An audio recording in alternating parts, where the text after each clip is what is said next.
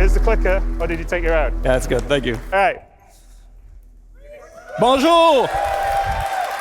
Bonjour, CitizenCon. We are so happy to be here.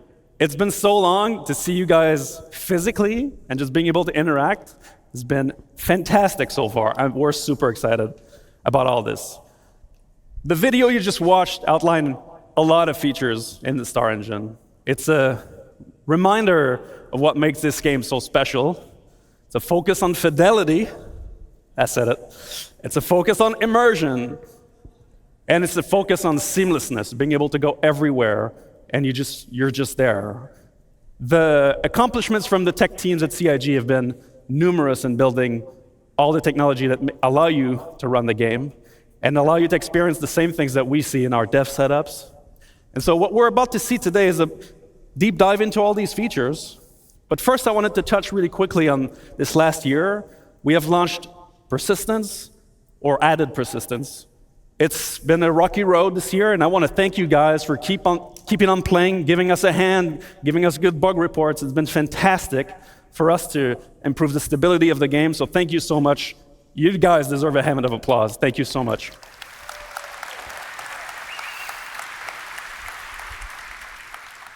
I just want to touch on one bit, which is that all the people you will see in the next couple tech panels are really the best of their crafts in the world.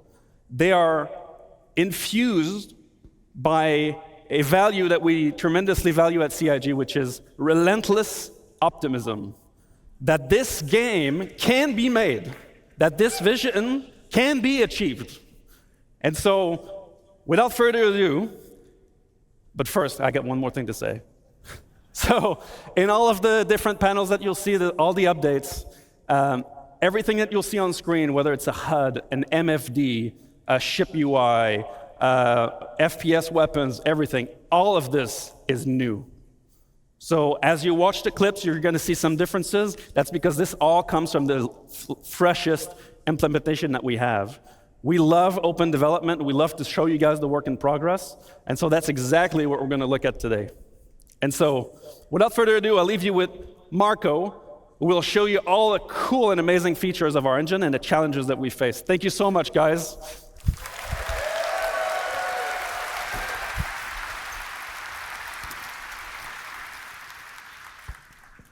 Thanks, Benoit. Hello, I am Marco Corbetta, VP of Technology, and we're going to talk about StarEngine today.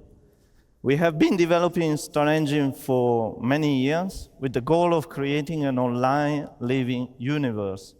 But creating a universe is not an easy task, and even more difficult to do everything seamless without any loading screens or invisible walls. And massive spaceships flying very fast, close to the terrain and objects, are pushing the limits of procedural generation and streaming. This is not a single-player game, so creating this universe online is making everything more challenging. We stream and generate physics on server on CPU, and we already support more than 100 players on a single server, more with server meshing.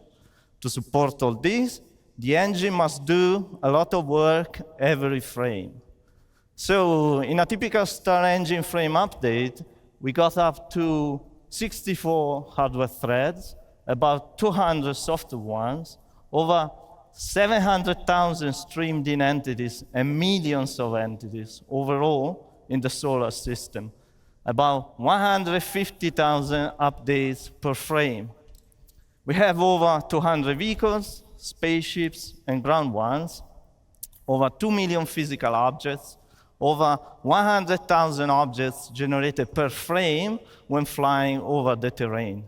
We have many unique locations, streaming on demand in a seamless, gigantic space. Also, we are supporting many new features that we are going to showcase today.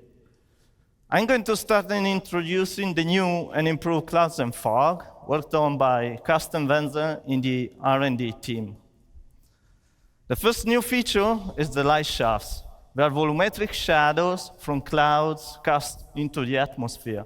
They are truly volumetric and 3D fully integrated. They are not just a post effect, as it is usually done in games. With this, the atmosphere from an overcast sky gets darker, and this is important for planets and locations with bad weather. Another component is the new ground fog. It follows the terrain up to a specified elevation for different locations. It is also fully integrated into the atmosphere. It receives volumetric shadows from clouds and terrain. It reduces the light scattered into the view ray. And in this video, we are showing all the features combined together. In addition, we made many improvements to cloud shaping to allow for more variation and details. The shape noise blending, a vertical variation, has been improved a lot.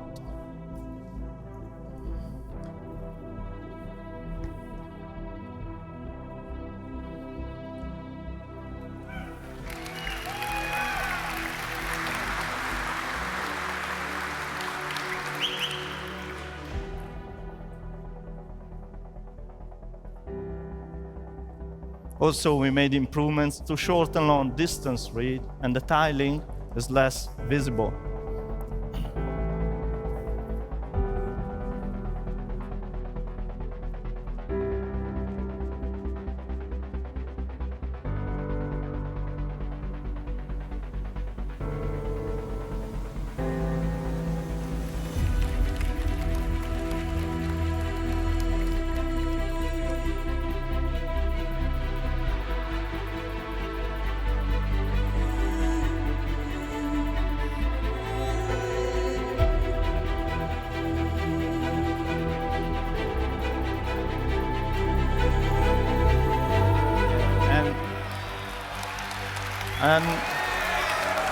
And best of all, we're going to include all these new features and improvements in the next 3.22 release. Okay. Thank you. Thank you.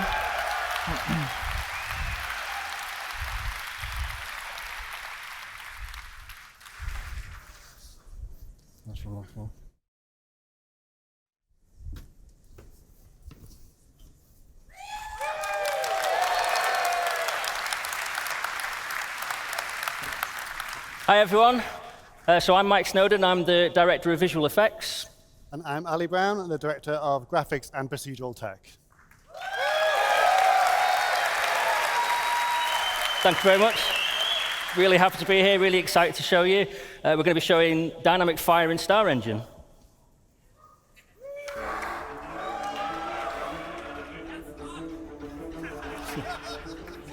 So dynamic fire is a driver for gameplay in both FPS and multi-crew experiences.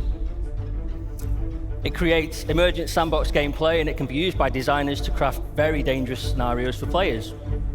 And as you can see from the video, it gets very intense.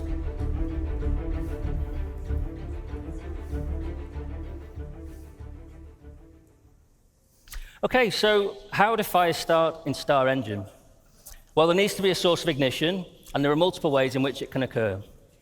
For example, weapon impacts or misfires, explosions or damaged items, and the player needs to be alert to their surroundings with fire an ever-present threat.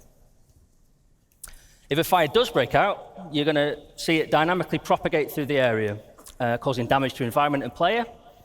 And at this point, the player needs to limit the damage, of course, by extinguishing the fire in any way that they can. So when doing so, they're going to need to wear protective clothing to protect them from extreme heat. They're going to need to wear a closed helmet to protect them from smoke inhalation, poor oxygen levels. And there's actually multiple ways the fire can be extinguished, including the removal of heat, for example, using the fire extinguisher, which is my personal favorite. It's a lot of fun doing that. The removal of oxygen, for example, locking off the area, venting the oxygen, creating a vacuum. Or simply, the fire's burned so fiercely that it's done everything it needed to do. There's nothing left for it to destroy. And if you let it get this bad, it's probably time to consider repairing your ship. Okay, so how do we achieve this from the technical perspective? Well, the first thing the artists and designers do is they mark up their scene to tell us what physical properties that each surface is made from, whether it's wood or metal. But not only on the surface, we have to describe what is behind the surface. You might see a metal panel on your spaceship, but has it got cladding or wiring behind it? It's important we know all this so we know how flammable it is. Then after this, we have to define all the physical properties that go with these surfaces. So, for example, what the mass is, the energy density, combustion temperature, air-fuel ratio. And we use all these physical properties and we sum them up in each voxel, which is a 1 by 1 meter cube. And then once we have these voxels, this forms the basis of our simulation. So then first thing we do is we look for sources of ignition and then we're off. So here's our debug mode that shows us what's going on in the simulation and is what we use to track it. And you can see these squares enlarging to show us where the fire is spreading. For each of these voxels, we're tracking the fire, the temperature, fuel remaining, the amount of smoke. And the fire is propagating via convection and radiation, which are both accurately simulated. And it's consuming the gases and producing the knock-on products as well as it goes. And because we're using a proper simulation, like Mike mentioned, when you vent a room, not only are you removing the oxygen and putting the fire out, but if the temperature remains the same, if oxygen is reintroduced, the fire will reignite and it will continue burning, just like it would in real life.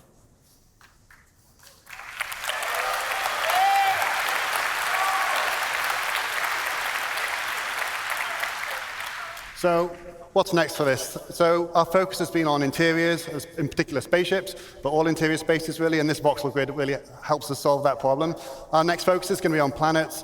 Obviously, they represent a slightly different challenge, the vastness of them. We have to transfer this over the network and simulate it slightly differently, and we also have to render it at scale. But the way we've done it, the core tech we've used, we should be able to scale this up quite easily. So that's going to be our next focus. OK, so how do we create realistic dynamic fire visuals in StarEngine? Well, we start with the simulation, as just described by Ali. And this gives us the data we need to drive the visuals. Then we bring in the burn shader. So this can be applied to static environments. And we have a lightweight version of the shader for entities, which is kind of based on the dirt shader and wear. Then we've got the glow, which is an animated surface decal shader for static environments. This is where we start to bring in some nice motion. And then we bring in the GPU particles, which are spawning from voxels and in screen space. Obviously, these are doing a lot of the work visually. Then we bring in the lights. These are spawned for clusters of voxels as opposed to per voxel as an optimization, a cluster being a representation of voxels close to each other. And then we bring in the fog. So this is height-laid volumetric fog. The smoke fills the room, and it goes up to the ceiling before filling the rest. And we're simulating that. So to finish, we're going to take a look at all of that put together in the game. Thank you.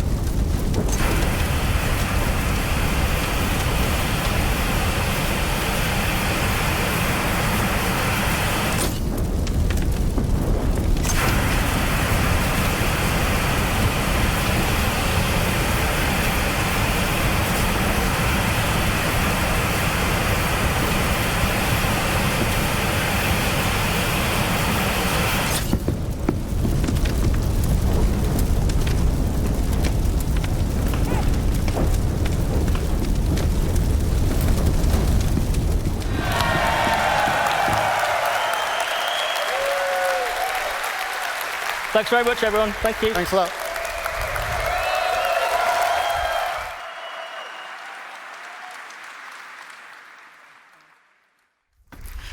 Hello, everyone. I'm Will Hain. I'm here to talk about water in StarEngine.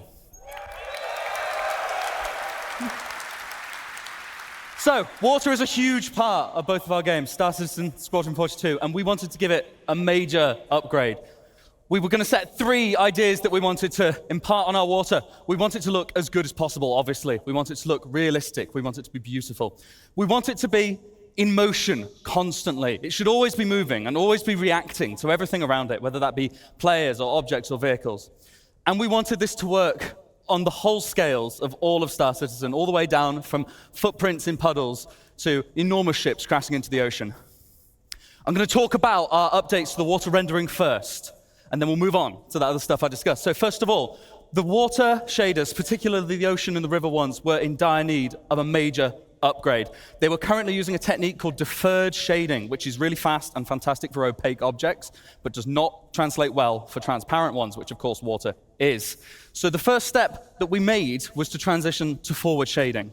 That allowed us to introduce more physically based techniques, such as proper lighting, reflection, and refraction. It allowed us to integrate the atmosphere properly into our water lighting setup. And it also meant that we could get more fun techniques, such as wave crest backlight scattering, and adding better foam rendering, which includes halftone blending, surface haze, and much more detailed bubbles on the individual bits of foam. I've got some examples of that here. In this particular screenshot, you can see the icebergs in the near frame. You can see we're refracting the iceberg underneath. It's correctly refracted. In the mid frame, you can see that the iceberg is reflected back onto the water. That is now accurate. We weren't doing that properly before. Here you can see our accurate water lighting from this really beautiful screenshot of the Gladius over the water. I love this one. So this is the objects under the water being correctly lit, which is new. And then we are applying the lighting changes from the specular highlights on the surface, and also considering the lighting from the suspended particles in the water, depending on how deep and dense the water is, which gives us this really beautiful effect. This screenshot just looks good, but what is going on is that it is demonstrating that the atmosphere and the water are sorting properly. This looks like everything is normal, but it's challenging to implement with forward-rendered water and proper ray-marched clouds like we have in-game. Props to Alan, who works on all of this. I did the next bit. And here we can see the wave crash light scattering. See how the sun is coming across the back of those waves? It's lighting up the suspended particles in them. It just looks gorgeous. Here we have the multi-layered foam. And from a distance, we have both surface foam and subsurface foam rendering correctly, looking really, really nice. I've just got a video here before and after. First of all, this is our lakes on Stanton 4. Next, we have water volumes on Horizon. There you go. And this last demo, this is a Clio on the Stanton system. This is what it currently looks like in-game, and I think you'll agree, pretty dramatic difference. So the next bit that I want to talk to you, that me and the team at Planet Tech and Graphics have been working on, is of course water surface simulation. This has been an absolute pleasure to work on. So we had a few aims for this. We wanted it to be multi-input. We want physics to influence this. We want our MFX system to influence this. We want bullets. We want everything. We want high concurrency. You guys, it's a sandbox game. You're going to break it. You're going to stick 1,000 picos in our puddles. It's got to work. And it's got to be scalable. It's got to work from the tiny scales to the footprints in the puddles all the way up to, as I said, giant ships crashing into the ocean. So the technique that we chose for this is a form of surface wave propagation. It's GPU-based, it's highly realistic at a low cost, and it can be scaled for waves of different amplitudes. So we can have all of that built right in just by adjusting a few constants. I've got a demonstration here. We're going to have the player walking through the puddle. As you can see, as he steps, you get a bigger ripple. But even as he's stepping, the toe is being dragged through the water and moving the water accurately. This is not a cop-out. We're doing this in 3D. You see as I'm jumping. And then this next demo, we're going to fire some bullets. This is a bit loud, this one.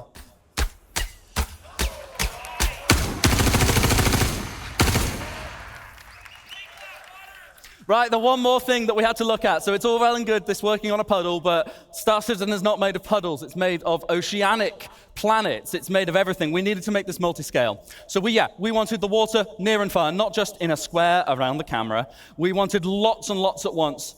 The solution we picked was a multi-region water sim. Now, this was really, really tricky to get right, but I really think we have now. This basically means that we can dynamically allocate all of the simulation regions depending on what is colliding where and what resolution we need at what parts of the screen. We can optimize this very heavily to make sure that you get what you want to see at the right time. We still need to get that information onto the water, though, and that's a bit trickier. So what we devised is yet another set of regions. Now, the regions are slightly different. The simulation regions need to happen wherever something is contacting the water, and that needs to happen regardless as to whether you can see it, because if there's a collision going on there, I look away, and then I look back. If it stops going and has to restart, that looks bad. Whereas the water, we only need to know the total result when it's actually in view. So we have these new regions which cover all water in view. And the beauty of this is that we can use this for multi-input and multi-output systems.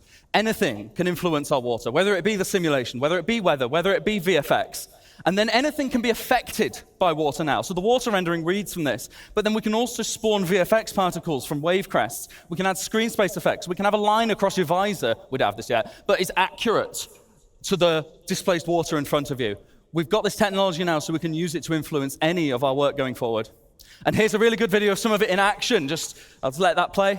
This is the debug mode. Essentially, we're moving a sphere of basically infinite mass through the water.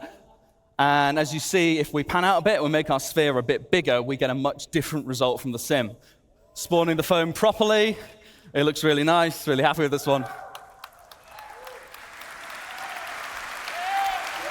So what I'm going to do in a second is I'm going to turn on the debug mode so you can see where the regions are. You see we've got these gray boxes. They light up green when there is a hit inside the box. We've also got different sizes going on. If you look near the shore there's a big cluster of text. That is a whole bunch of other regions because there's some stuff floating there causing little ripples that we can't actually see.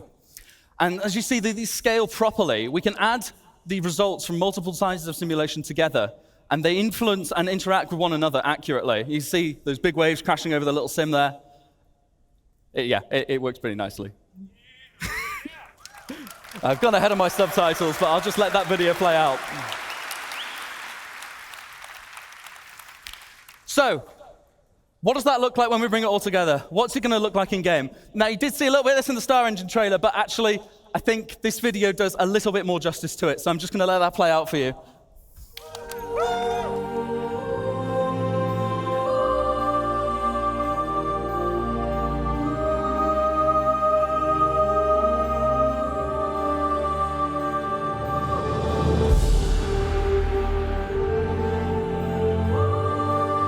Forward in a second, you're going to see the wake start to happen behind us there.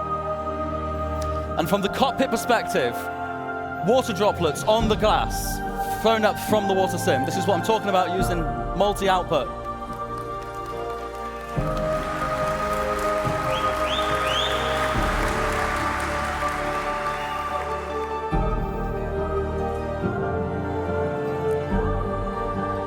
And that's us. Thank you so much, CitizenCon. Handing back over to Ali.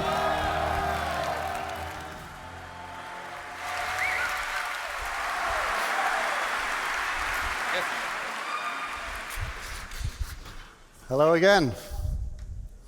So, I'm here to talk to you today about a few other graphical things we've got coming in. I'm really proud of the work we've done on the fire and the water. They both look amazing features. I'm going to talk to you about a few smaller features and a few longer-term R&D features we're coming in on the visual side. This first one, something we wanted for cinematics and telling a story, but also to tie into our active feature system, which is to get the face to tell a little bit more story on our characters. So this blood, sweat, and tears system is something we implemented recently, and it allows us to use a GPU particle simulation, which we project onto the face, and then we integrate it into the skin shader so we can get realistic reflection and refraction of water on your face. And we even make the skin go a little bit redder to simulate the extra blood flow when you're tired or upset.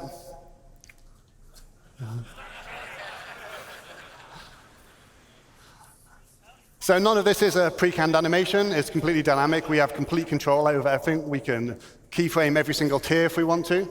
And we can even simulate blood, like here.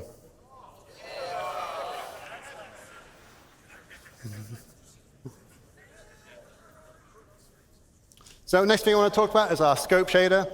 Design came to me telling me that they really wanted to up the game with our rifle scopes. They weren't quite good enough. They didn't really feel realistic for them. And they thought it was a real core part of the first-person shooter experience. So to give you an idea of what we used to do, we used to use these type of fake scope meshes, which you see here, which is where we type of slice the scope in half so you can see through it. And sometimes we put these big black planes around them to obscure your vision. And we put a bit of glass on the front of it, but there was nothing really to tell you that it was a lens. So we've worked on a new scope shader, which is now going to be on all of our scopes moving forwards. And I'll give you a quick show of what that looks like in game. So on the first scope here, we're going to see it's got an infinite projected red dot scope sight. We've got lens distortions. You can see this little refraction and bending of light on it. You see it works when you don't have to be actually holding the rifle for it to work. We've got a correct emulation of eye relief on the scope.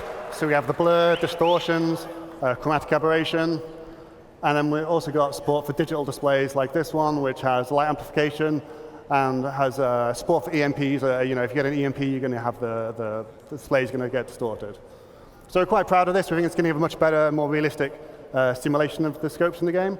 And I think I've kind of mentioned before, but it's not a fake effect. It applies to our scopes no matter where they are. You don't have to be using the scope. You could look down somebody else's scope and see the same thing.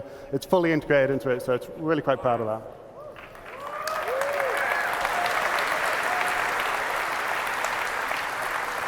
Next feature I want to talk about, hopefully if any of you have a HDR monitor and you've been playing 320, hopefully you've given a go of the HDR feature. We're really proud of this. It looks really good. And we've got some great feedback from you guys as well. There's been some strong feedback about we want extra black level controls, so we're going to be adding that for you. So make sure you can tweak the image exactly how you want. And there's a great user guide on Spectrum as well if you want to know how to get the best out of it, because it's not always a straightforward tech to get the best out of. Just to give you an insight of how this works, we've got something called Unified Tone Mapping Curve, and this is the process where we map the real-life colors of real-life intensities of light onto what your monitor can display. And rather than having an SDR mode and HDR mode, we have like a smooth system where we can blend between SDR and HDR depending on the peak brightness of your monitor.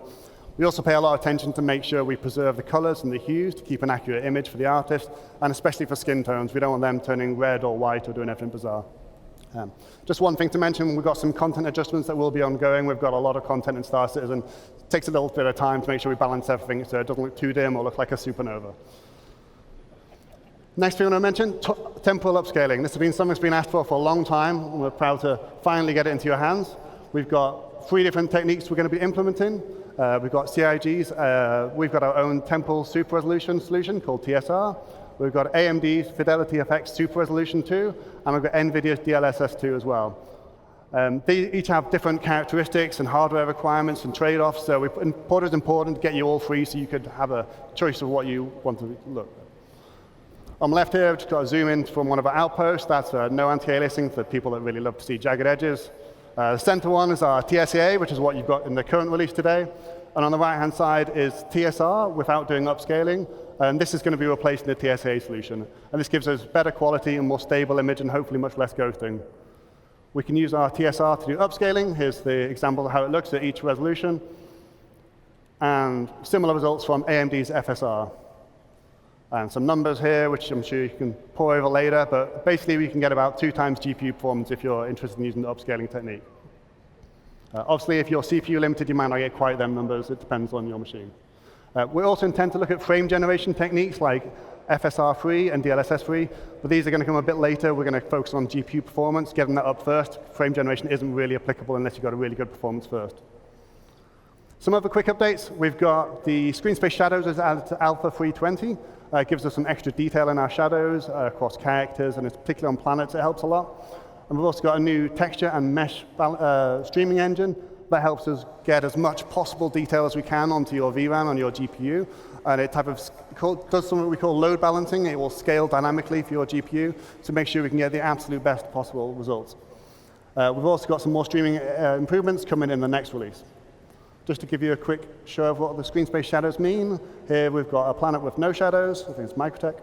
The shadow maps, so you see the normal shadow maps that fill in half the scene. But then when we get the screen space shadows, you look in the top of the screen or in the flowers, they type of fill in the detail for the rest. They really help type of bed the scene in and stop these things looking floating.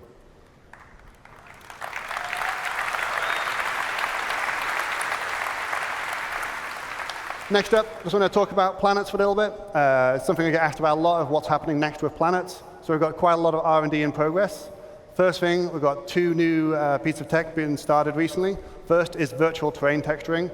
It's quite a technical detail, but what this means for you is we're hopefully going to get much less popping or no popping at all. And we're going to achieve this by moving all the calculations to the GPU.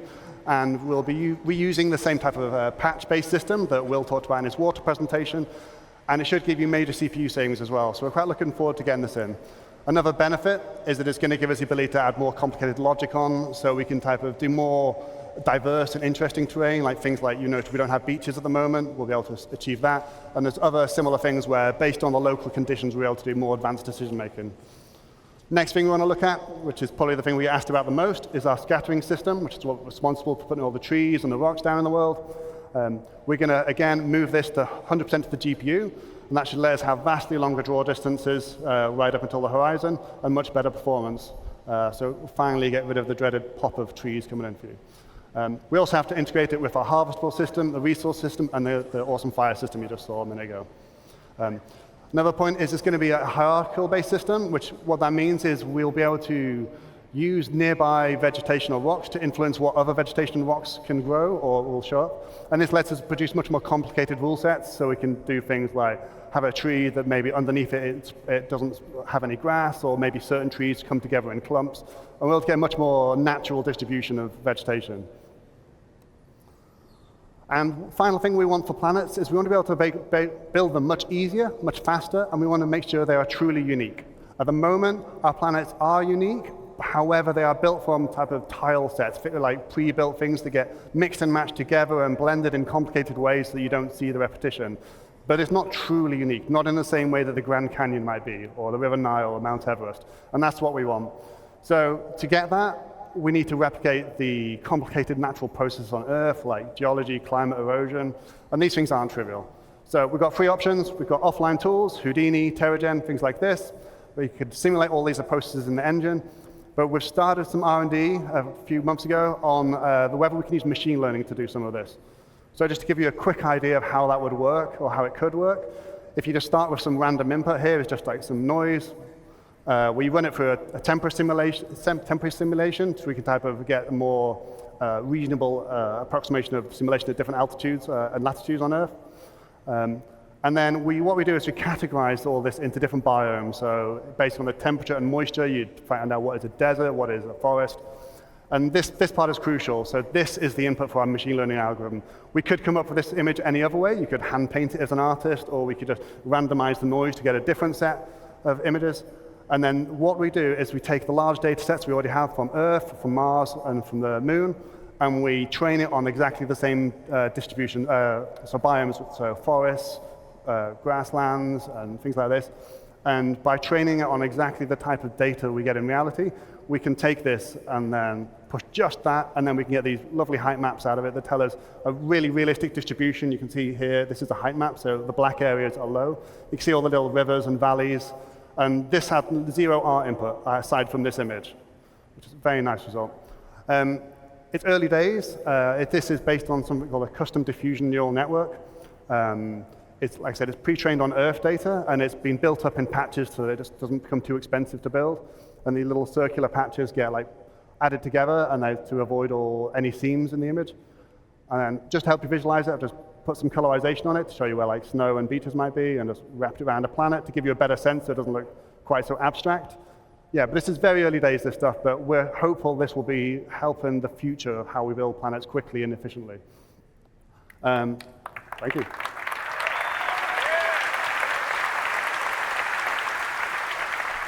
So the last thing I wanted to talk about today is our Gen 12 renderer and Vulkan. This has been ongoing for quite some time, taking a lot longer than we would have liked, but we're finally getting to the end of this long journey. For those who don't know, the reason this was being implemented is largely for performance. We're going to be getting at least 2 times better performance on our CPU submission for rendering, which is often the bottleneck for the game, so that will directly, hopefully, translate to performance improvements. We also get better control of memory with advanced GPU features like resizable bar. And it also opens the door for some things like ray tracing and new mesh shaders. So we've got a video of a Vulkan running, live captured. So I can't remember which ship is this, but it's it's all working fine now. There's a couple of hitches in performance, so we can't quite release it yet, but we're looking into them, the last few performance issues and stability issues, and hopefully we'll be releasing it soon. So, like I said, one of the things we really were interested in by implementing Vulkan was to get support for new hardware features, and one of the big ones was ray tracing. So with that, I want to hand you over to Ben, who's going to talk about some of our lighting research.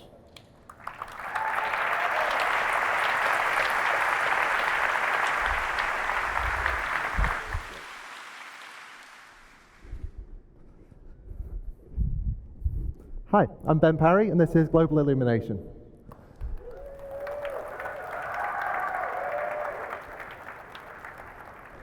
So, as Ali just said, moving over to the Vulkan renderer, and now that that's fully online, we've got access to hardware ray tracing.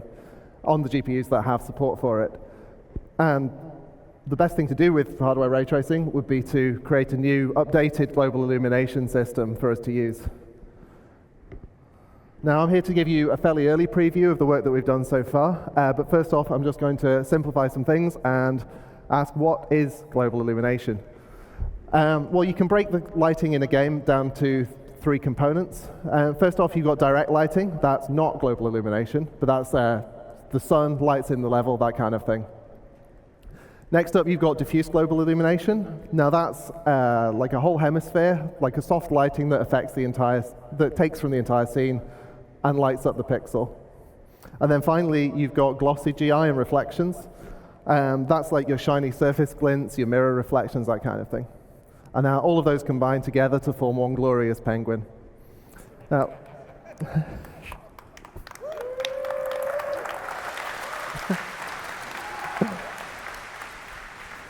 now for the rest of this presentation, we're specifically talking about this guy, the diffuse penguin.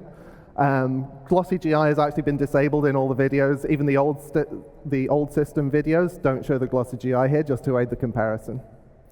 First off, we've got a video from Chris Campbell, who's going to make us look cool.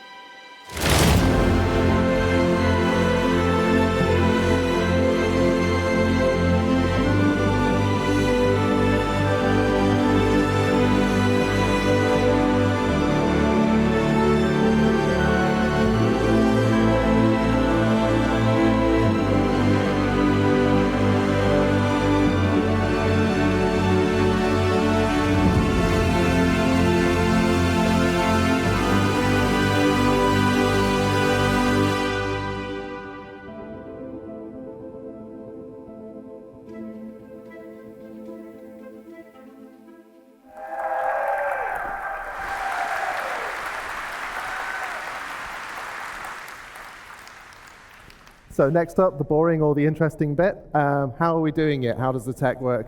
I'm just going to dig into that just a little bit. So we're closely based on AMD's recent paper, GI 1.0. We're probably going to build on top of that, but at the moment we're quite close to it. We ray trace against a simplified world so that we get like smoother lighting for since it's a diffuse scene, we want a sort of diffuse, smooth signal. This also means that we get more rays per millisecond, which is always good. And we do generate a lot of probes. So the new system is generating, well, for comparison, the old probe was about 1 probe per room. And the new system is about 25,000 probes that are all on screen at the same time. And we're going to see that now. So here's a scene that I've dramatized a little bit just to give trouble to the old lighting system. And this is what the ray tracing sees. So it's a simplified single color per object kind of thing. But then we've also got this kind of a 3D dictionary of average light values so that the light is kind of shared over things in a similar area.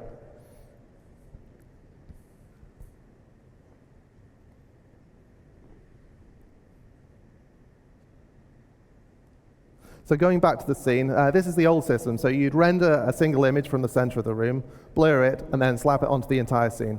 Now, as you can see, like the middle of the scene is about the right lighting, but everything else has got the middle of the scene's lighting. Like these red lights at the sides, they're basically drowned out by the table bounce that somehow made it across the room to them. So we want to replace that system with 25,000 probes, each one of them only providing light to a small area around themselves. And then we interpolate that to provide like a smooth bounce. And you can see already in the distance, like the red light is really bouncing up there. And then we add a screen space occlusion pass just to tidy up the edges on things. And there is the final composite.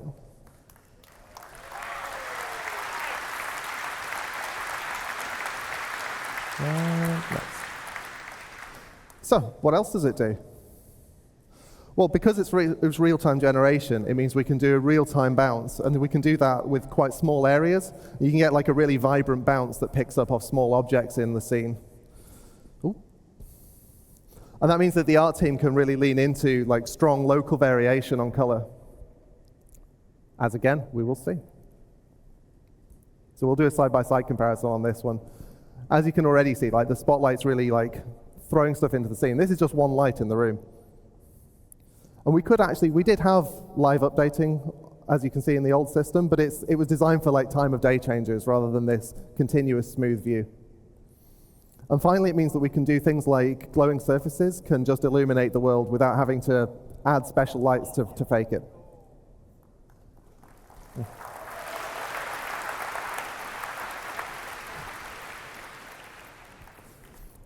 So yeah, there's two really common cases in Star Citizen particularly that this is going to help with.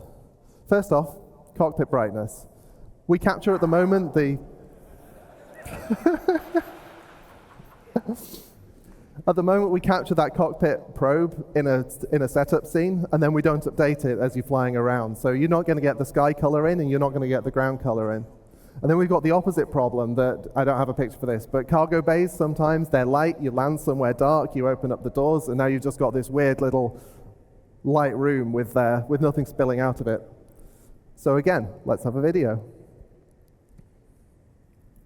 Oh yeah, so this is the old system. The sun's working, but you can see there's no sky, there's no ground lighting. By the way, I've turned off a lot of the cockpit lights so that you can see this. And then in the new one, you can already see the skylight is kind of helping a little.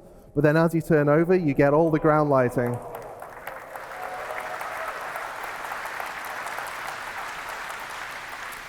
And yet there's more.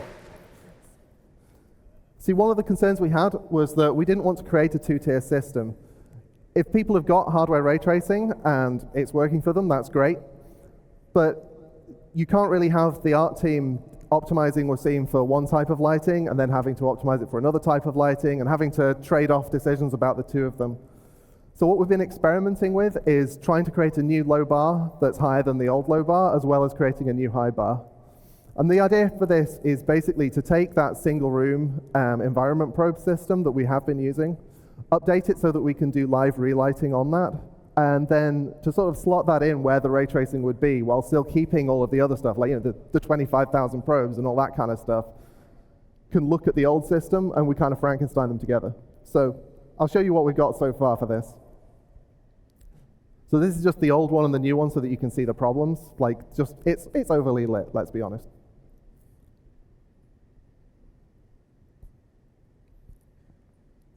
And now this is what Star Citizen would have looked like if we released it on the PS1. The sharp-eyed among you may have noticed also the ship is missing, but we can't do dynamic objects in this. You'll be surprised.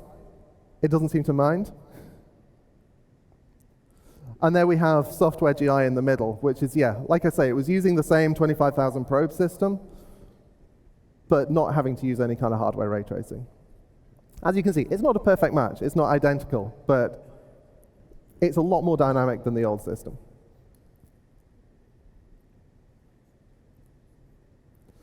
And finally,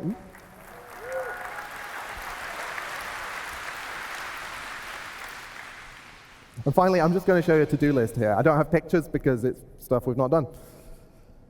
Glossy reflections. Obviously, we want to complete the picture, and for that, we need to handle glossy reflections. That's self-explanatory, really. I don't know what to say about that. Secondly, you've only seen it on opaque surfaces so far. The next step is to extend this so that it can support glass and water and all the other transparent things in the game. And beyond that, we've obviously got fog, we've got other atmospherics. We want to expand GI to make sure that it affects everything smoothly and equally. And the final thing is a Star Citizen thing. We've got giant scenes, we've got a ridiculous scale on some things, and we've got plans to make sure that this GI extends to handle that full scale. Anyway, that's all I've got to tell you now. I've been Ben Parry. Next up, we've got StarCloth with Chris Rain.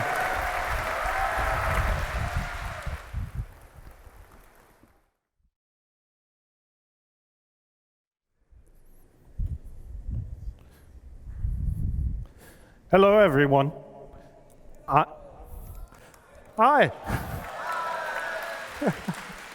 I am Chris Rain, and I would like to show you not one, not two, but 3 new physics of our physics engine. And I would like to start off by introducing StarCloth, our new character cloth simulation with a short video.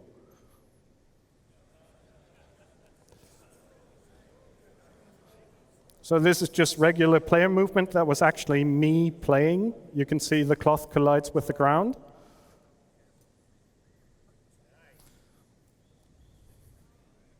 You can see multiple layers of cloth that do not interpenetrate. Cloth gets influenced from wind and has accurate collisions with the player's body.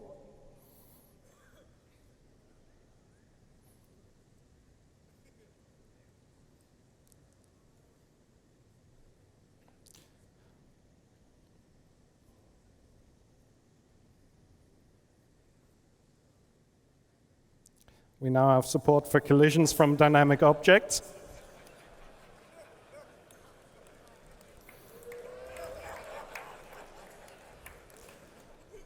You can play football in any outfit.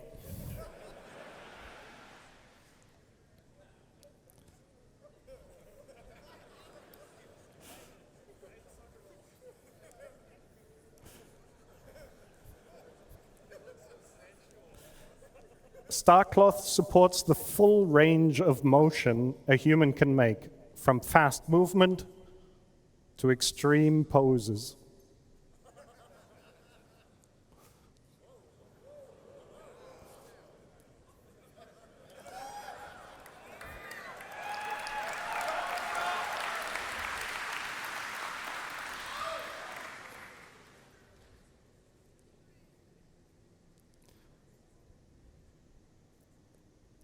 StarCloth is designed to be a first-class member of our physics engine. It interacts with everything we have to offer, from character movement over forces like wind, thruster backwash, explosion, to projectile impacts and collisions. It's efficient. It always updates at 120 FPS, regardless of the frame rate, and is hand-optimized. It's immersive and believable.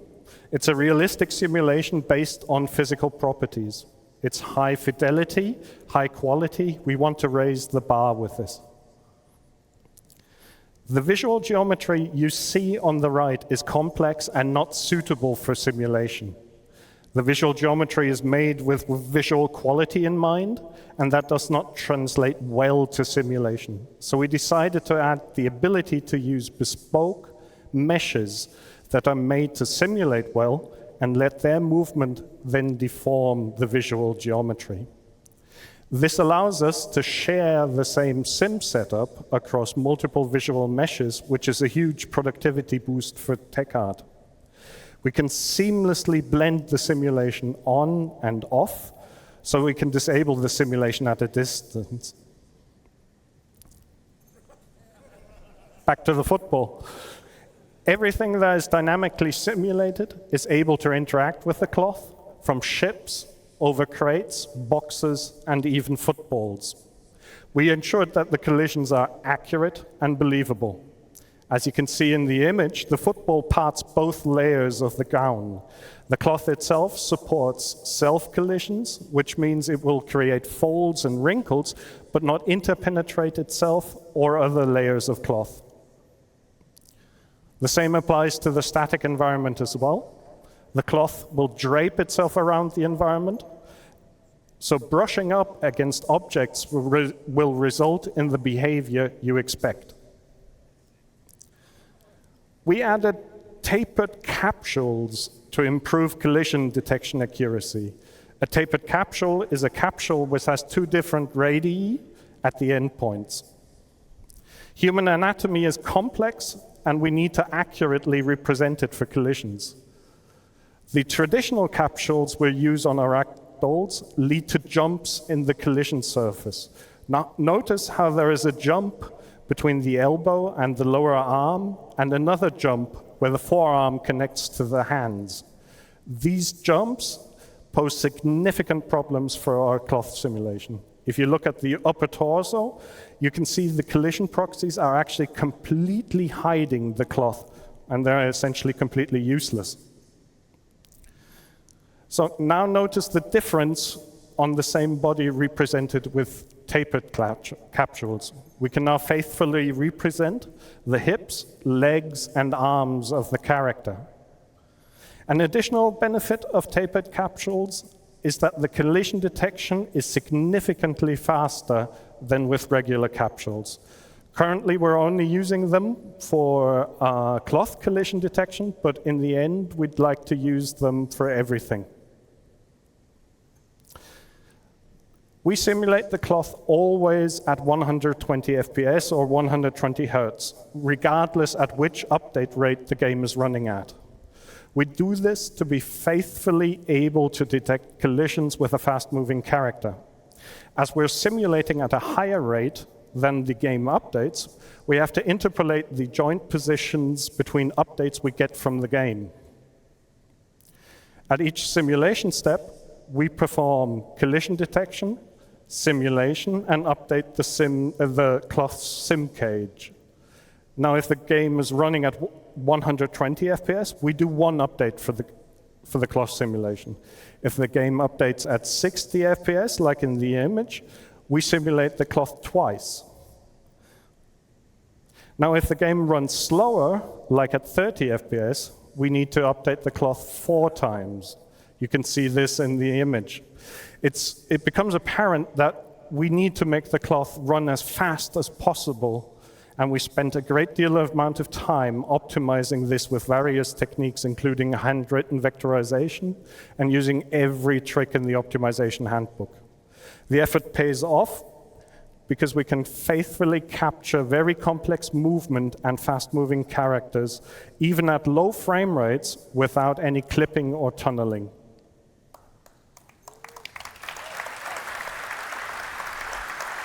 Thank you. One area that poses a significant challenge for character cloth is when multiple pieces of garments layer on top of each other, like a tight-fitting jacket that lies on top of the pants, as you can see in the image above. This is a very difficult region to simulate properly because you don't have much space and the simulation collisions have to be absolutely accurate. This, what I'm going to show you, is a very subtle effect, but once you notice it, you cannot stop noticing it. I want to focus your attention to the waist region of the character. Here we tweak the simulation settings in real time to see the effect.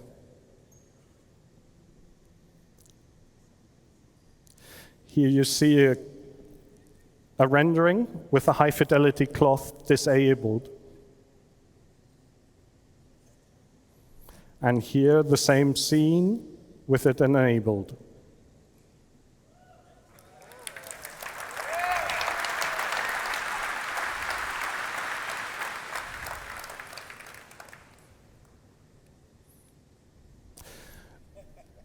To be continued, tomorrow, much more can be seen about StarCloth in the character advancement panel. Be sure not to miss out. Thank you. So, next up, Star Hair. Currently, we have the ability to simulate the effect of moving hair with joints that are essentially simulated pendulums.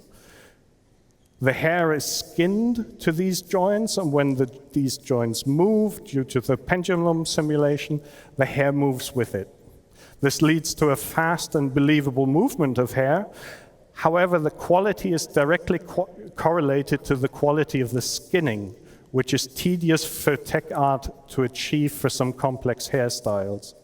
Further, apart from gravity, the pendulum joints do not react to external forces, like collisions or wind or explosions. So we asked ourselves, can we somehow improve upon this?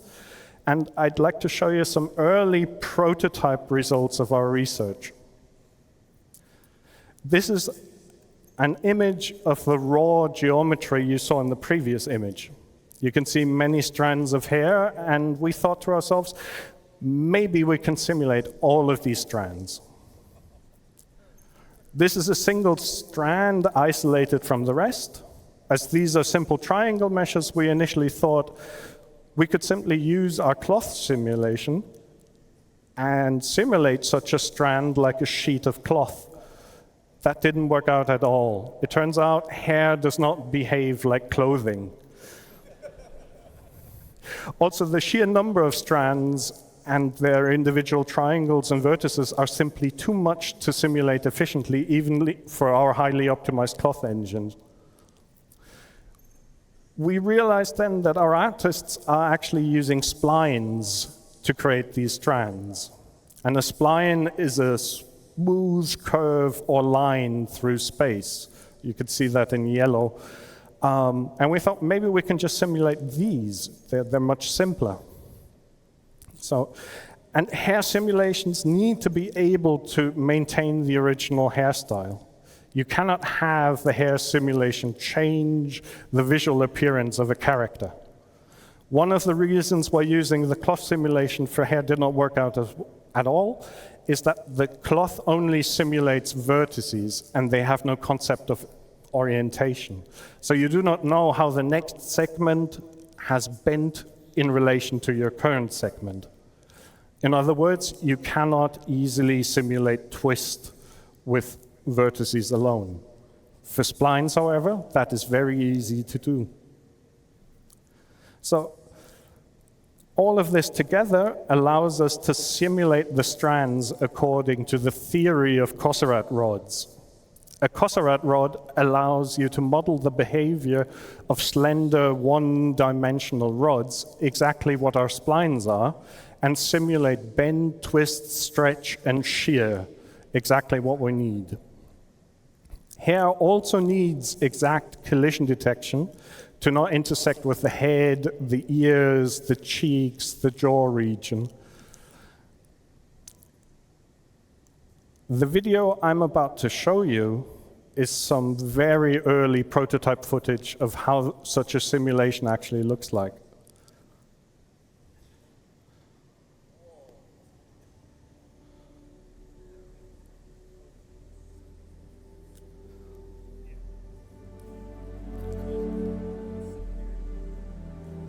So this is a test of various head movements to see how the hair reacts. Hair simulation is one of the hardest things to simulate, especially in a real-time context, and very tricky to get right. We're actually simulating all the hair strands.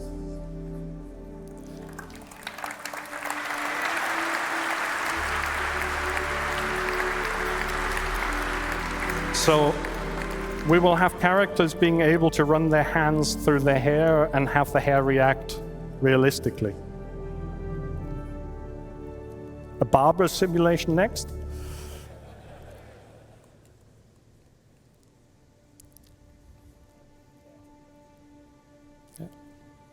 Actually, being a bald man, this was a very touching moment for me when I made this video. Thank you. Thank you.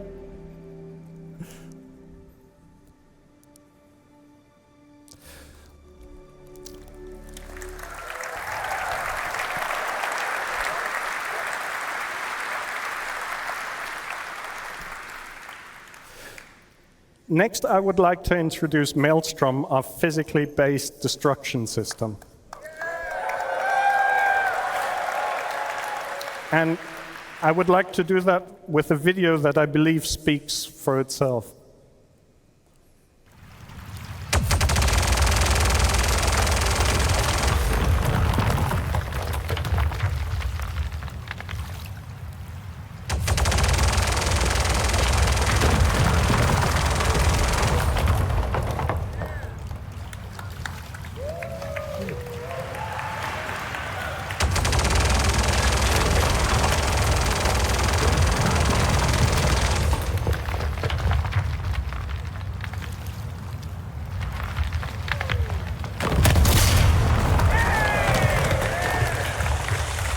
See the water splashes?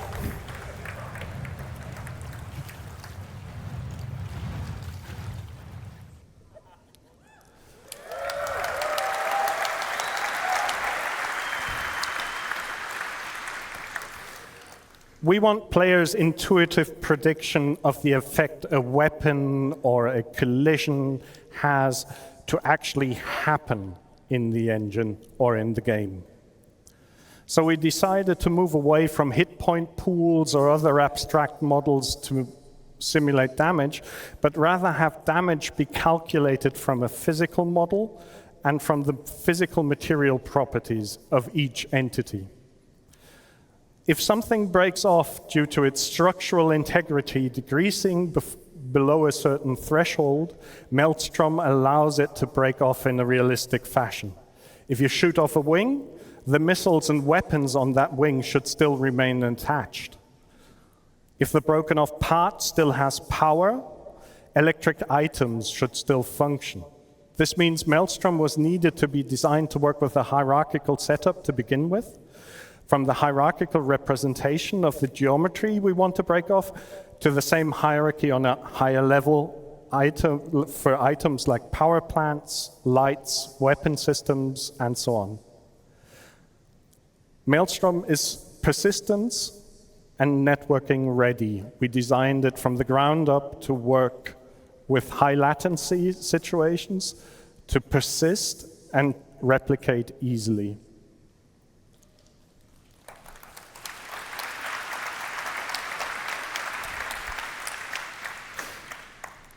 To achieve all this, we gave each physical geometry instance an identifier to be able to uniquely identify it within the universe.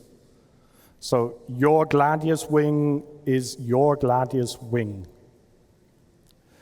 We added physical material and damage properties that can now be replicated across the network.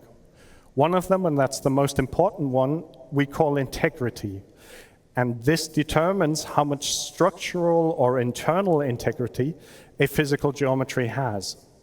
Integrity is modified from dissipating, or rather absorbing energy from kinetic impacts or energy weapons, and also in the future from absorbing energy from external factors like extreme temperature or fire, as you've seen before. We also track which physical part or geometry belongs to which visual geometry and which high-level entity. So if the structural or internal integrity collapses, we know which visual geometry is affected and which item might be affected as well. So a power plant will cease to emit power or implode, explode. A weapon will cease to fire, and so on. To make things break apart, we create what we call breakable clusters. A breakable cluster is a set of physical geometry, the visual geometry, and the entities on top that can break off. Between breakable clusters, we create abstract cantilever beams to be able to model stress and strain. I'll go into more detail in that in a bit. Breakable clusters are hierarchical. They mirror the hierarchy of all attached entities involved. They also embed the hierarchy of all animated joints. And they also embed the hierarchy of all physical geometries. They essentially represent a ground truth of the entire hierarchy necessary to perform all our goals for Maelstrom. This image is showing a breakable cluster graph of the Gladius. I'd like to show one more video of Maelstrom before we continue.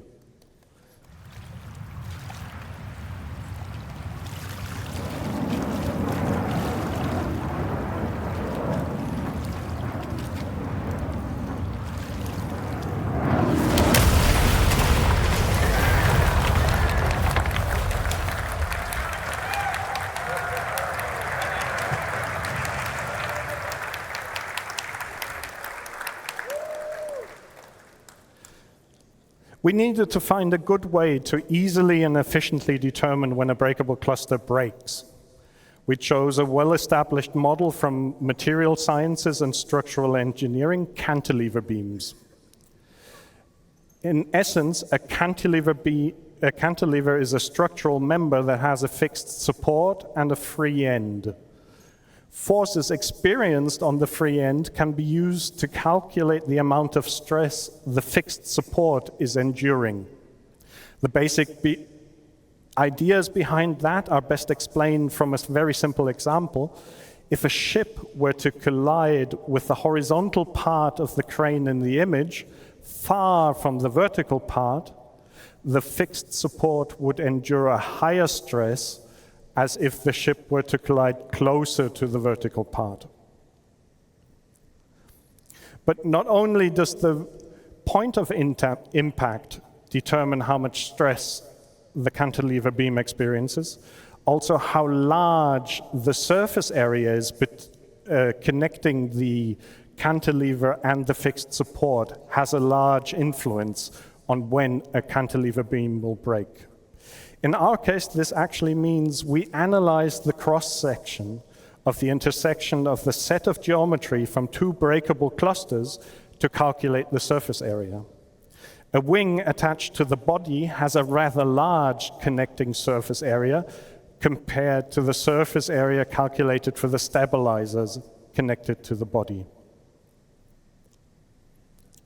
We then project forces from impacts and explosions onto these cantilever beams and calculate the stress the beams experience.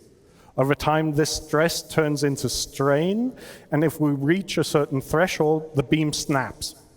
The result, simple, efficient, and deterministic breakability. But this is not just about ships and buildings that you saw in the videos before. We want Maelstrom to be a systemic system that we can use on all types of entities. So here's some video of some test footage of AI shooting each other behind breakable cover and Maelstrom barrels.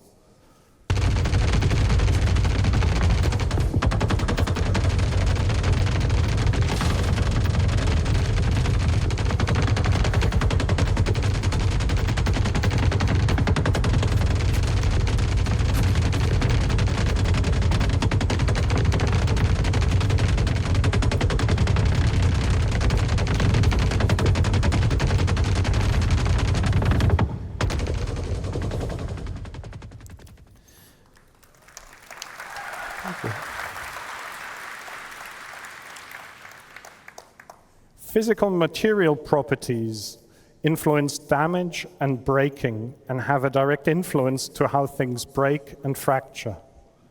To achieve this, we added various properties: density, yield strength, resilience, thickness, toughness, Young's modulus. And this is more or less what I wanted to talk about Maelstrom, but I don't want to leave without showing one more video of what carnage Maelstrom can create.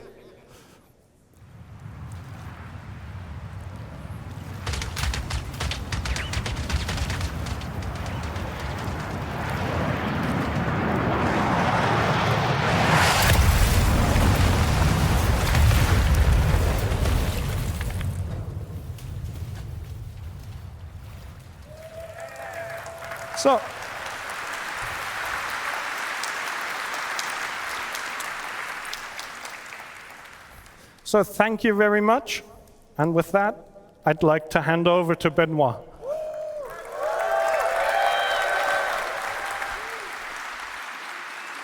Great, thank you.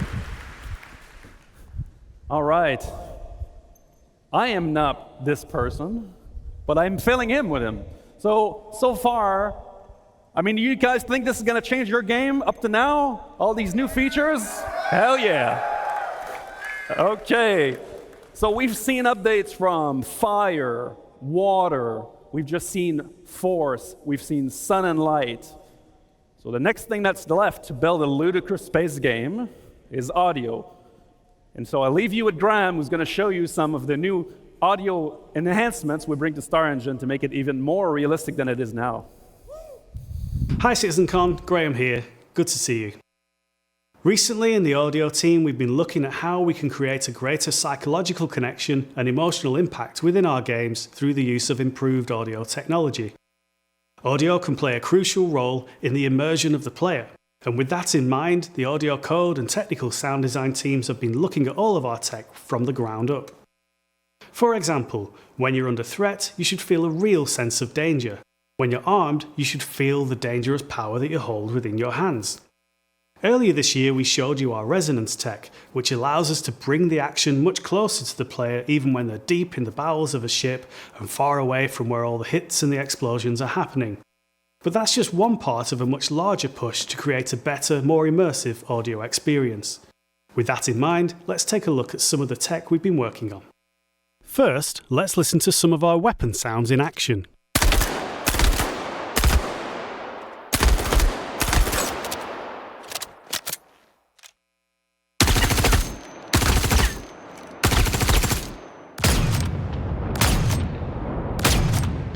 They're a great simulation, but we wanted to take them further and express the sound pressure, the forces being exerted.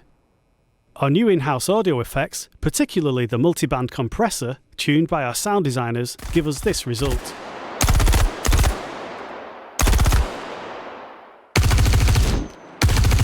The compression serves to illustrate the power of the weapons and the effect that they have when going beyond the limits of the listener.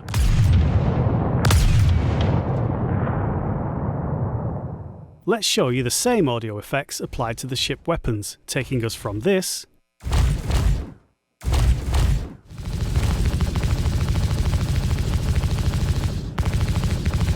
to this.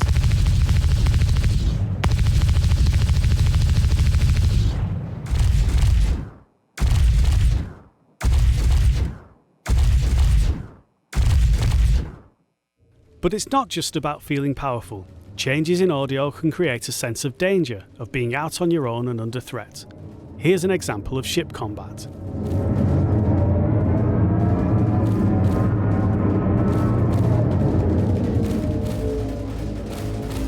Sounds good, but what if we wanted a little more realism?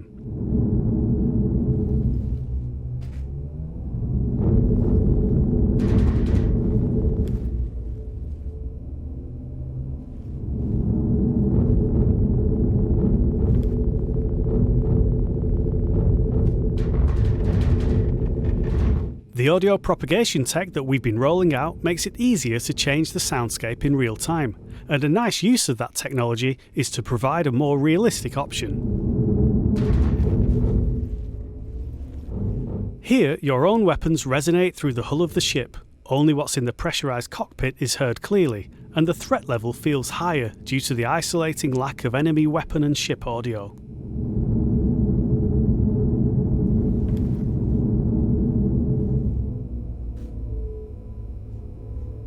Making these changes creates space in the audio, both spectrally and temporally, making impacts seem bigger, more damaging, more of a problem for the player.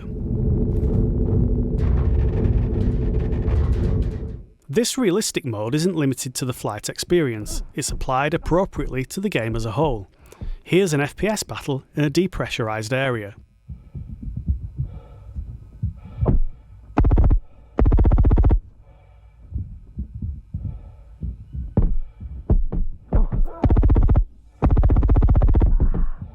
With realistic mode, we get that sense of isolation again, giving the location a different colour and adding variety to the audio experience.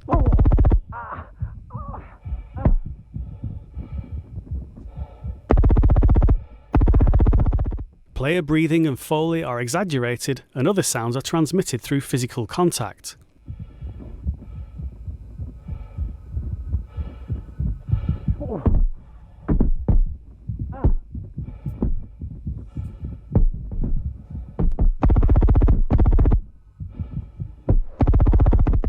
That's all from us for now. We look forward to getting these new audio features into your hands.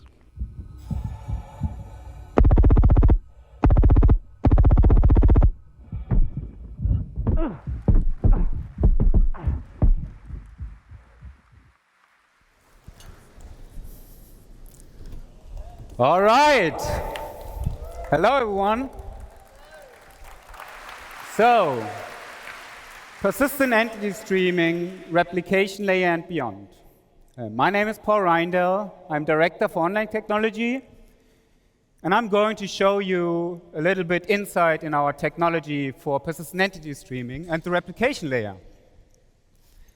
I thought about what's the best way to show you something about that tech, and I thought about putting some technical drawings on the slides, or maybe show video, like we did 2 years ago.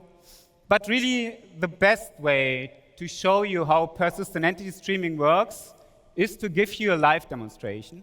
And that's what I'm going to do. All right.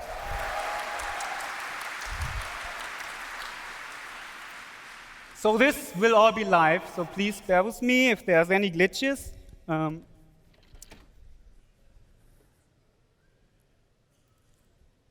So let's keep this rolling. I think I'm supposed to press the button. No, it's already switched. Before we start, a little bit, I just give you a little bit an overview what you see here. Let me set up everything.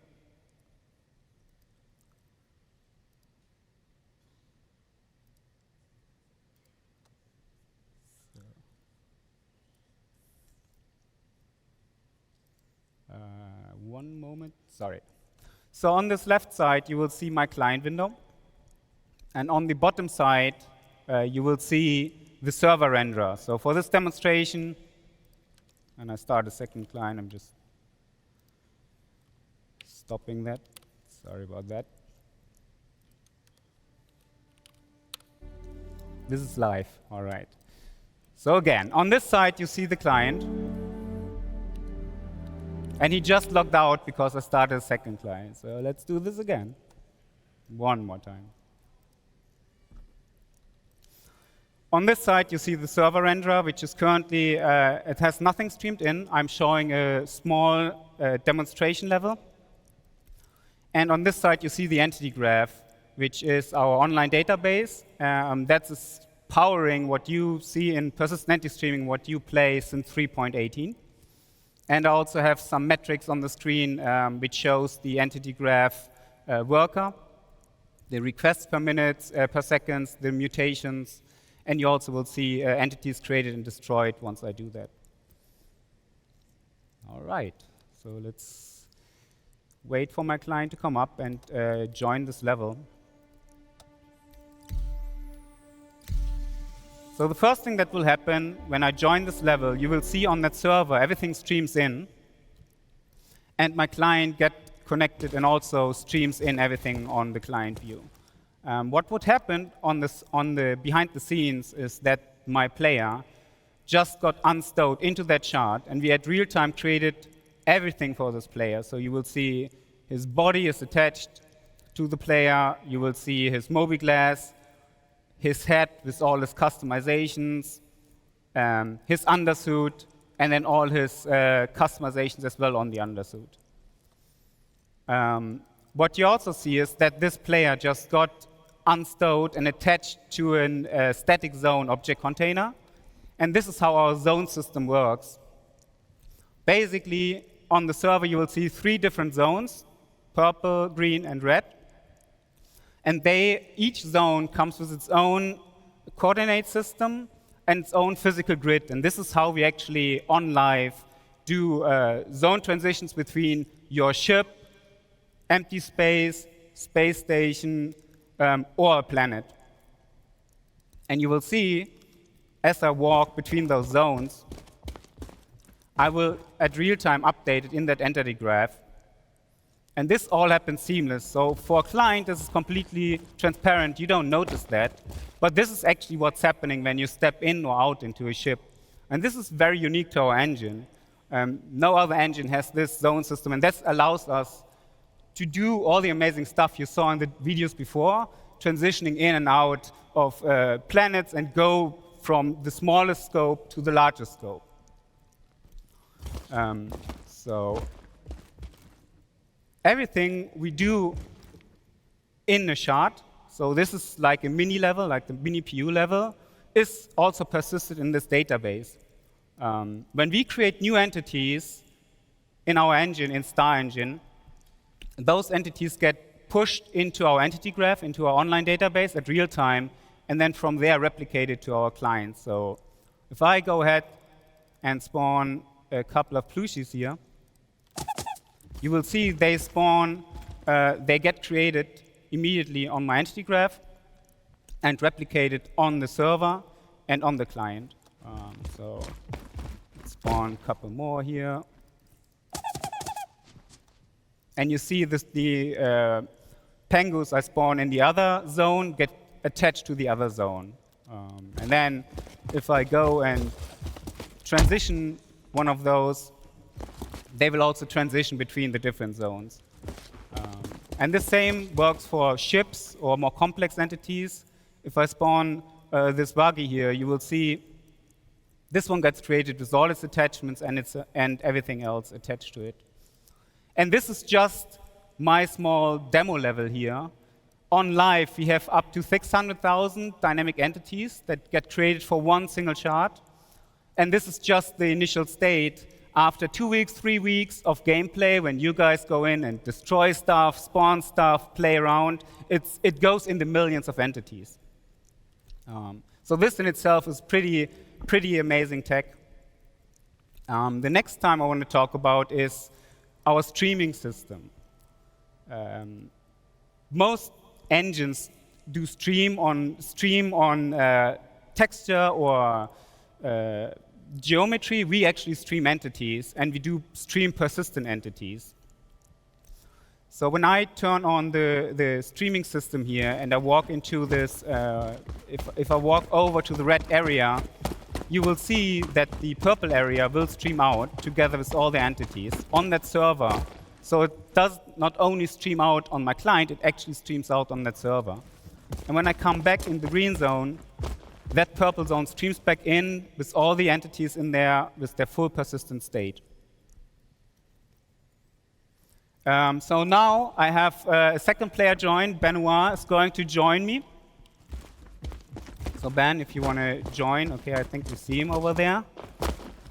Hey, Ben. Sorry. Nice. All right, I'm going to spawn a couple more penguins here. Because the next thing I want to talk about is new technology we are right now developing, and we are about to put on the tech preview for you to play. And this is actually the replication layer split. And that's the big next step in our great vision, obviously, as you might know. So in this demo, my client and my servers, they are no longer directly connected. Actually, I have a new service running here, and that is our replication service. So my client is connected to this replication service, and my server is connected to this replication service. And the replication service, the sole purpose is to get all the entities which are in the entity graph and stream them to clients and servers which are connected to. And what's really cool about this is, let's do a little experiment here. I mean, you all know our game has bugs. It's still alpha, and sometimes things can happen. So let's see what's happening when I kill my server here. And so this is my server, the actual console. So let's just shut it down. And yes, this is where you would usually see a 30K or something. You can see Benoit kind of froze there for a bit. And the buggy does a bit weird stuff. I can shoot those pingus, but the world is really in a frozen state right now. But I didn't disconnect, because I'm connected to the replication layer and not to the server anymore. In the meantime, I'm just starting a new server. Let's be a bit patient for it. It should come back online in a second.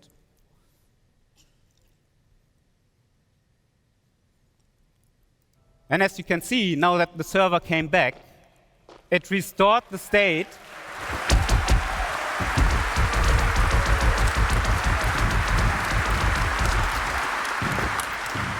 It restored the state, and the simulation just continues to work as before. So this will be, again, this is very early tech, but this is a great benefit of what we have with our replication layer split. But there's one more thing. And let's try this thing again. I just killed my server, and I'm trying to do that again. But this time, we're doing something different. So let's first go in here. This is my development tool. I can talk about it in a second. So let's stop that server again.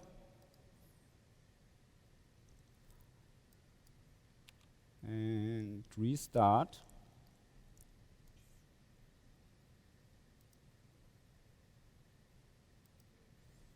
And this will take a little bit. I'm running this tool you see here. This is our internal development tool.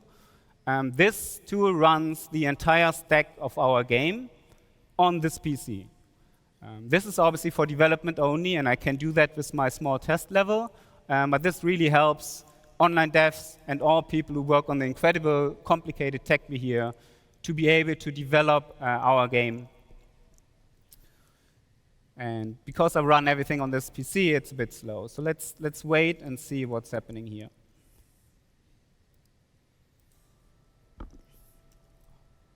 All right. Simulation continues. I can see Ben moving again. Hey, Ben. However, what just happened? Well, as you can see on my screen, I no longer have one server connected. I have 3 servers connected to this replication layer. So what you guys see here, this is the very first version of a working server mesh.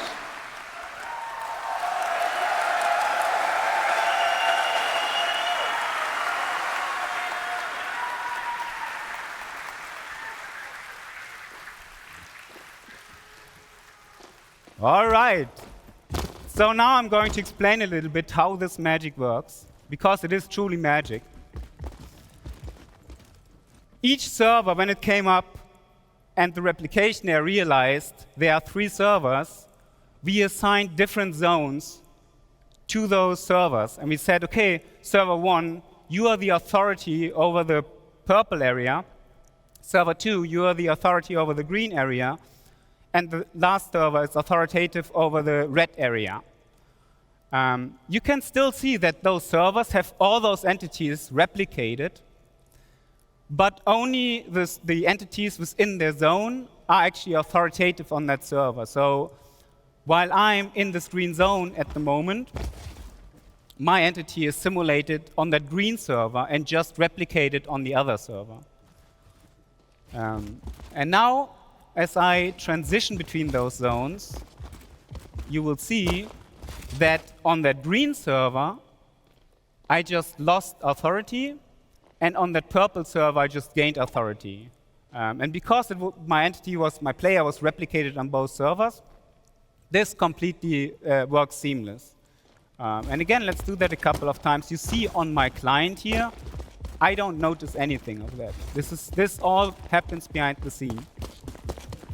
And this doesn't work only on me. Let's turn on the zone colors and the object, the authority assignment on the client as well. You can see that even entities, as they transition into the other zone, seamlessly transition to that zone.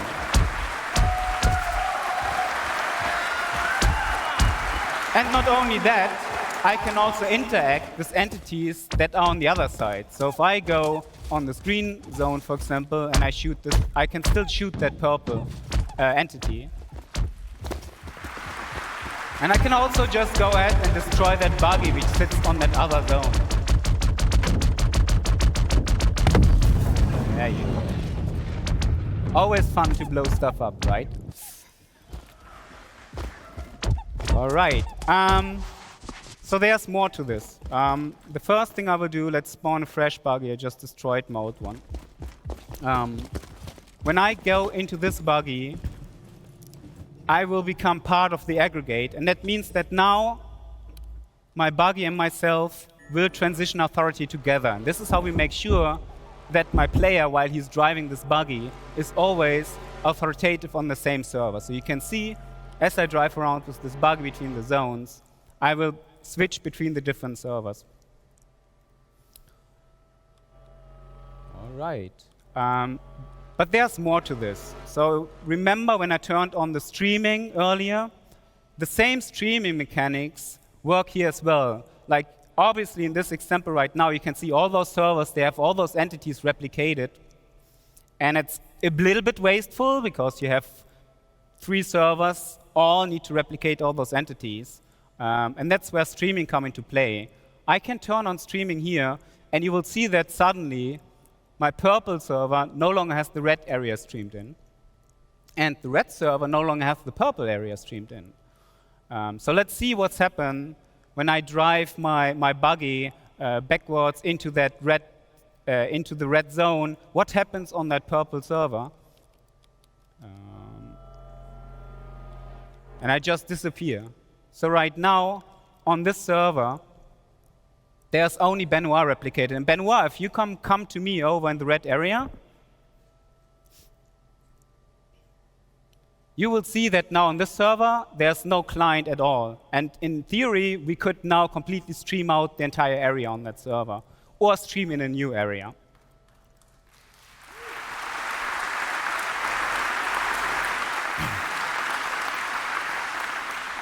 And you will also see, as I drive back into the green area, I will magically reappear on that purple server. And this obviously works on the other side as well. Let's get a couple more player join. I have a couple more QA in the back, so you can just see the whole thing running in live with a bit more things going on.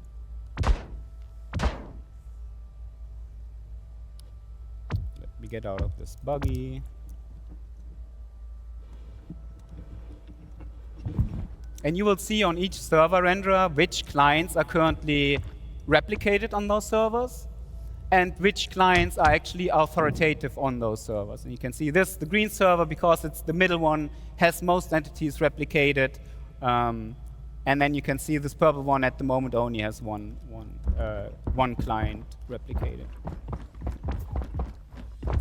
Yeah.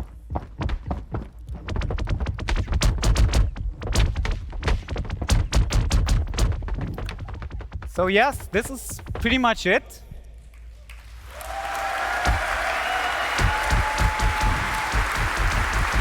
I hope you guys enjoyed this.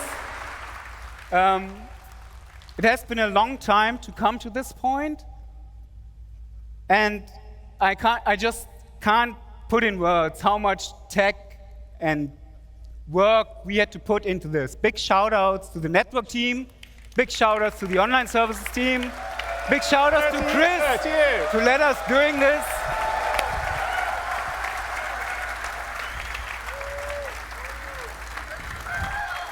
It's been a really long journey to get to this point. And I've got to say, the team has done an amazing job. They've been working diligently for the last 4 or 5 years. We've had a couple of false starts. We finally have an incredible, I mean, the way the replication layer works and how we can spin up servers and down and keep the state constant, even if a server goes down, is, I think, a genius design. And the first time I saw this, about 3 weeks ago, working fully, I cried. It's like giving birth. We did it! And we wouldn't have been able to do this and work on this kind of tech without all your support. That's right. 100%. Now, you guys and your trust. allowing us to take the time to do it right, to really build it. So thank you. Thank you, guys. So much for everyone, and thank you everyone at CIG that's really worked hard to deliver all this amazing stuff that will be either in your hands now or in your hands very soon. And this is just the beginning of CitizenCon. We've got a lot more stuff to show you.